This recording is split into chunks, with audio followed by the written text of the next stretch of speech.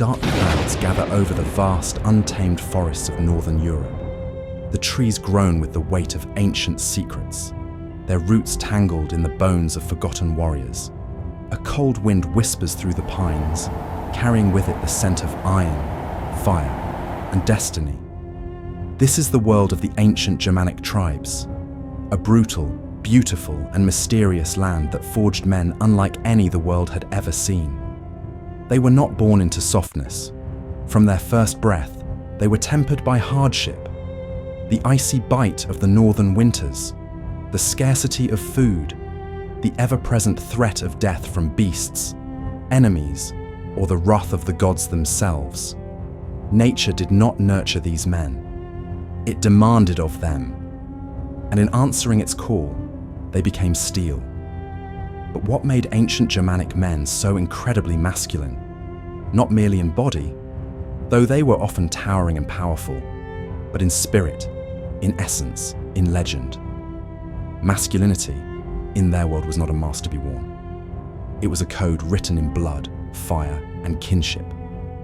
Their society was tribal, decentralized, yet bound together by loyalty thicker than any empire's decree. Every man was a protector of his people, a defender of his bloodline, and a keeper of ancestral honor. He was not just an individual, he was an extension of his clan, and his worth was measured in action, not ambition. The boy became a man not through age, but through trial. Initiation was not a ceremony, it was a crucible, the hunt, the battlefield, the long nights under storm-filled skies. These were the teachers, and the lessons were harsh. Combat was not only a necessity, it was a right. Their enemies were many, rival tribes, foreign invaders, and eventually the might of Rome itself. And yet, again and again, these fierce men held the line, or perished with glory. Their valor became legend.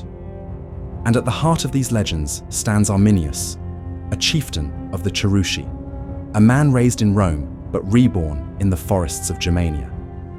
In 9 AD, under the shadows of Teutoburg Forest, he would unite fractured tribes into a singular, thundering force.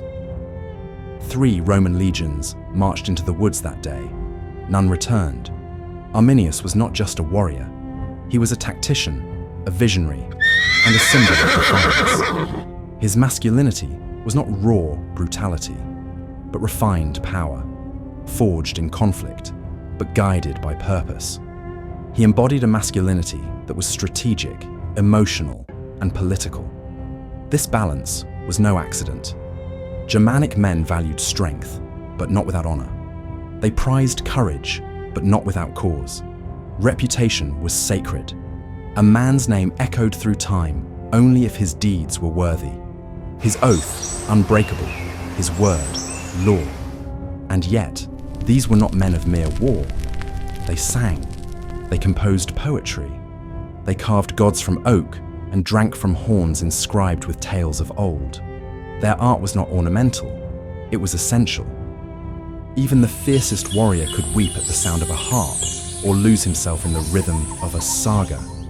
Masculinity, to them, was as much about depth as it was about dominance. It was also shaped by the land, wild, unforgiving, and beautiful. The Germanic environment demanded resilience. Dense forests, biting cold, and relentless isolation gave rise to a kind of strength that wasn't just physical, it was spiritual. Their survival depended on unity, resourcefulness, and an unshakable connection to nature. The gods they worshipped,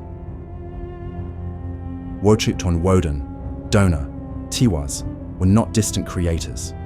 They were reflections of the men themselves, flawed, fierce, wise, and wrathful. To emulate the gods was to walk a path of sacrifice and strength, of cunning and chaos. Masculinity, in this context, was a dance with fate, bold, raw, and inevitable. Today, in a world of comfort and complexity, the image of the ancient Germanic man still casts a long shadow. His story challenges us. It asks what we've lost in the pursuit of convenience. It dares us to reconsider strength, not as domination, but as devotion, to family, to tribe, to principle. So when we ask, what made ancient Germanic men so incredibly masculine? We must look beyond the muscles and the myth. It was their integrity, their interdependence, their balance of might and meaning, and above all, their undying bond to something greater than themselves. In their world, masculinity wasn't claimed. It was earned. If this journey through the mists of time stirred something within you, don't let the story end here. Subscribe, reflect, and join the conversation. What does masculinity mean to you in today's world? Because the forest still whispers. Are you listening? Thank you for watching my video, and subscribe if you would like to see more content like this.